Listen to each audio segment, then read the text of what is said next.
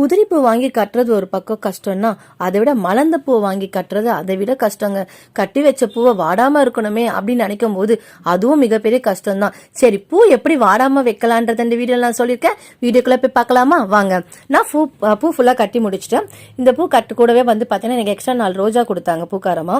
நான் அந்த polythene cover சின்ன பிளாஸ்டிக் கவர்லயே பாத்தீங்கன்னா கொஞ்சம் போல அரிசி எடுத்திருக்கேன். எந்த அரிசின்னு கேட்காதீங்க, நீங்க எந்த அரிசி வேணாலும் போட்டுக்கலாம். ஸோ நம்ம வச்சிருக்க பூவை இது கூட சேர்த்து டைட்டா கட்ட போறோம்.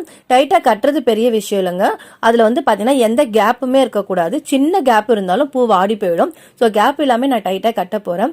கட்டி முடிச்ச பூவை பிளாஸ்டிக் பாக்ஸ்ல வைக்கவே வைக்காதீங்க, 2 நாளைக்கு கூட தாங்காது. கட்டின இந்த மாதிரி முடிச்சு போட்டு கட்டி வச்சிருந்த பூ கவரை நம்ம ஸ்டீல் பாக்ஸ்ல வச்சோம்னா எவ்வளவு நாள் வேணாலும் வருங்க. ஸோ இது டிஃபன் பாக்ஸ்ல தான் எடுத்து வச்சிருக்கேன். இந்த மாதிரியான டிப்ஸ் நீங்க உங்களுக்கு தேவையணும்னா என்னோட சேனலை சப்ஸ்கிரைப் பண்ணி வச்சுக்கோங்க, நோட்டிபிகேஷனா வரும். ஸோ நெக்ஸ்ட் வீடியோல நம்ம சந்திக்கலாம். தேங்க்யூ.